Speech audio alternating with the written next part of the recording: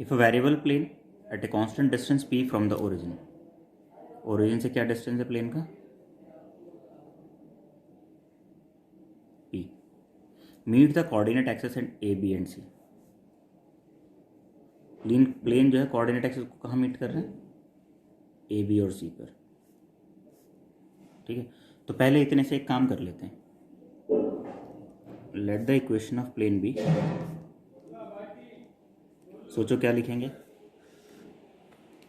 x upon a plus y upon b plus z upon c is equal to.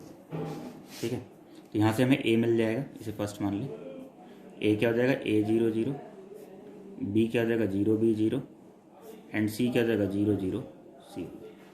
अब इसका अगर plane का distance origin से कितना p, तो इसे माइनस को 1 को इधर लें, x upon a plus y upon b plus z upon C minus 1 is 0।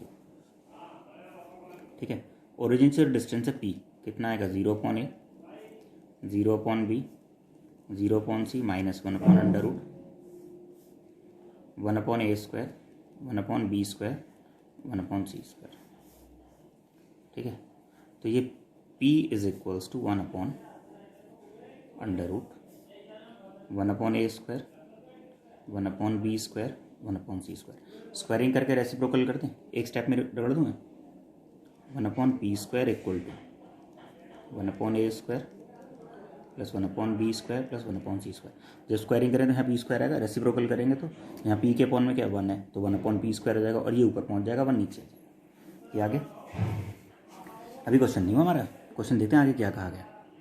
इन्होंने क्या कहा है, थ्रू दीज पॉइंट्स, ये जो ए बी सी हैं, planes are drawn parallel to coordinate planes. इन पॉइंट से कोऑर्डिनेट प्लेन के पैरेलल प्लेन ड्रॉ करो। ठीक है, show that the locus of the point of intersection is देखो जो ये ए पॉइंट है, ठीक है, इस पॉइंट से एक प्लेन ड्रॉ करना है। ठीक, पहले मैं एक काम करता हूँ, कोऑर्डिनेट एक्सिस बना लेता हूँ। ठीक है, मैंने यहाँ एक पॉइंट मान लिया ए, इस ए पॉइंट से एक प्लेन ड्रॉ करना, मान लो ये ड्रॉ कर लिया एक प्लेन। ठीक है, यहाँ एक बी पॉइंट है, इस बी पॉइंट के से एक प्लेन ड्रॉ करना है। ये जो प्लेन ड्रॉ किया ना मैंने, ये मान लो इस वाले प्लेन के पैरेलल है। ये जो प्लेन ड्रॉ किया ये हॉरिजॉन्टल के पैरेलल है। एक यहाँ जो है सी पॉइंट है, यहाँ से ये प्लेन ड्रॉ करना है। ठीक है, तो एक्चुअल में कंडीशन कुछ इस तरह से हो गई है।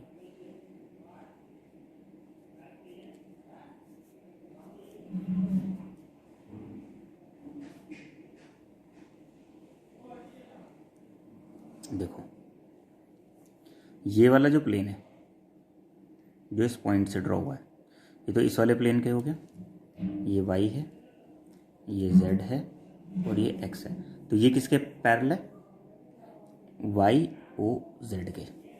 ठीक है, जो ये वाला प्लेन है, ये b से जो पास हो रहा है, ये किसके है, x o z के पैरेलल है।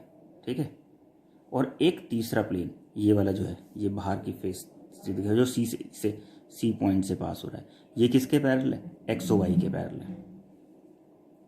ये वाला जो प्लेन है किसके पैरेलल है, एक्स ओ वाई। देखो एक वाई ओ जेड के पैरेलल हो गया, एक एक्स ओ जेड के पैरेलल हो गया, एक एक्स ओ वाई के पैरेलल हो गया। और ये वाला कहाँ से सी से पास हो रहा है, ये वाला ए से पास हो रहा है और ये वाला कहाँ से पास हो रहा है, बी से पास हो रहा है। ये तीनों प्लेन किस पॉइंट पे मिलते हैं, इस पी पॉइंट पे मिल रहे हैं, मान लो पी, और इस पी पॉइंट के कोऑर्डिनेट क्या हो जाएंगे, A comma B comma C. ये तो हो जाएगा। अब हमसे पूछा था locus of A comma P comma C, locus तो इक्वेशन ही होती ना।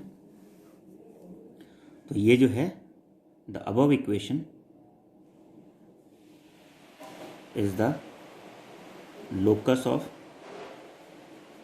P A comma B comma C.